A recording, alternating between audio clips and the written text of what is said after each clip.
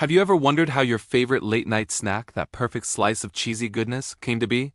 The story of pizza is way more epic than you might think. It's a journey that spans centuries, crosses continents, and involves kings, queens, soldiers, and a whole lot of hungry people. So grab a slice, get comfy, and let's take a bite out of the history of pizza. Our story doesn't start in a modern pizzeria with a red and white checkered tablecloth. Nope, we have to go way, way back. Think ancient times, Egypt, Greece, Rome.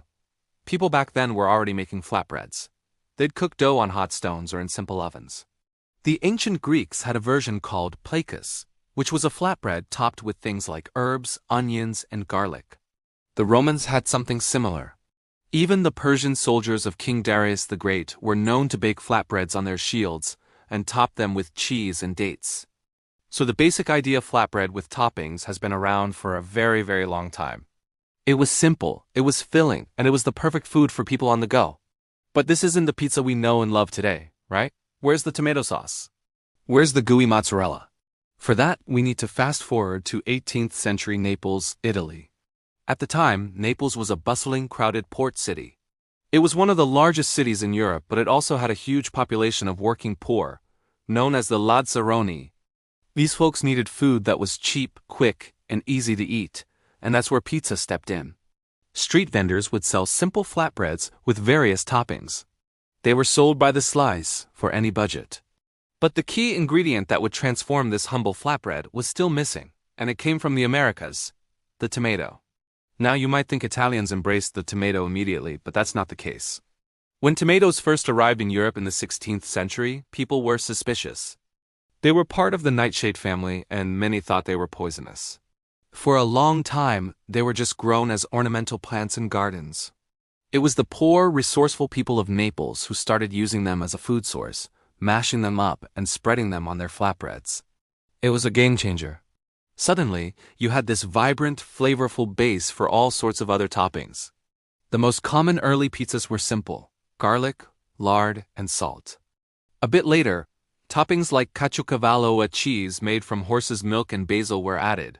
For a long time, pizza was considered a food for the poor, looked down upon by the upper classes, but that all changed with a royal visit.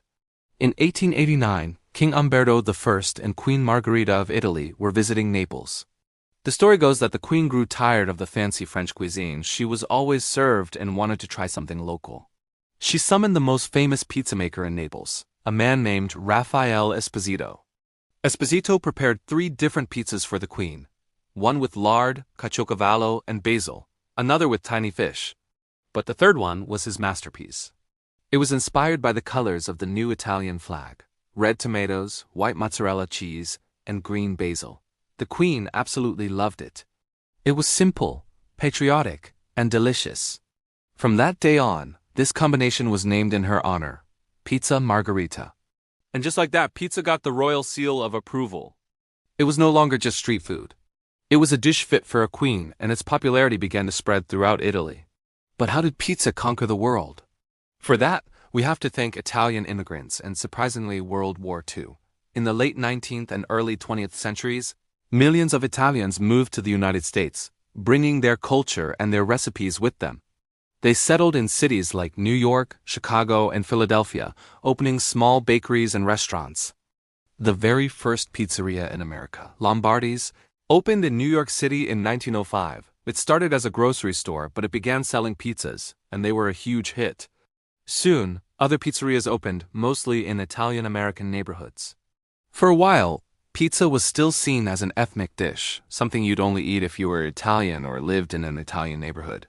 The real explosion in popularity came after World War II. American soldiers stationed in Italy got a taste of authentic Italian pizza. They loved it. When they came home, they were craving that same delicious food. They went searching for it, creating a massive new demand. Entrepreneurs saw an opportunity. The post-war economic boom, the rise of car culture, and the development of suburbs created the perfect environment for a new kind of restaurant: the pizza chain. This is where the Americanization of pizza really takes off. In 1958, 2 brothers, Dan and Frank Carney, borrowed $600 from their mom and opened a small pizza place in Wichita, Kansas. They called it Pizza Hut. Their business model was focused on consistency and convenience. You could get the same pizza in Kansas as you could in California. It was revolutionary. Then, in 1960, Tom and James Monaghan bought a small pizza store in Michigan called Dominick's. Tom later renamed it Domino's Pizza and focused on one thing: delivery. His promise of 30 minutes or it's free changed the game entirely. Suddenly, you could have a hot pizza delivered right to your front door. Pizza became the ultimate convenience food. As pizza spread across America, it also started to change. Different regions put their own spin on it. In New York, you have the classic slice. Large, thin, and foldable. Perfect for eating on the street. It's the direct descendant of the Neapolitan original. Then you head to Chicago, and you find the complete opposite, the deep dish pizza. It's more like a pie with a thick, buttery crust, layers of cheese and toppings, and the sauce on top. It's a knife and fork affair, invented at Pizzeria Uno in the 1940s. From the St. Louis style with its cracker-thin crust and provolone cheese to the Detroit style with its square shape and crispy, cheesy edges, America became a mosaic of different pizza traditions. The innovation didn't stop there. We saw the invention of frozen pizza in the 1950s, bringing pizza from the restaurant into the home freezer. Toppings got more and more adventurous.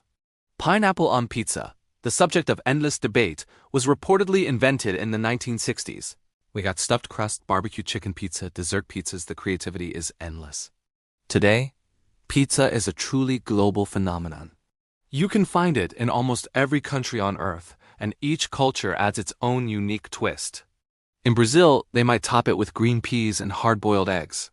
In Japan, you might find teriyaki chicken or squid ink pizza. In India, toppings like paneer and tandoori chicken are popular. Pizza has become a canvas for culinary creativity all over the world. It's incredible to think that this global multi-billion-dollar industry started with poor workers in Naples looking for a cheap and tasty meal. From a simple flatbread to a royal delicacy, from an immigrant dish to a symbol of American convenience, the journey of pizza is a story of migration, innovation, and adaptation. It's a food that brings people together, whether it's for a family dinner, a party with friends, or a solo movie night. So next time you open that pizza box and that wonderful aroma hits you, take a moment to appreciate the centuries of history packed into every single slice. It's more than just food. It's a piece of culture that has been shared, changed, and loved by people all over the world. What's your favorite style of pizza or your go-to topping? Let me know in the comments below. I'd love to hear what you think. Thanks so much for watching and joining me on this delicious journey through history. If you enjoyed this video, don't forget to hit that like button and subscribe for more stories behind the food we love. See you next time.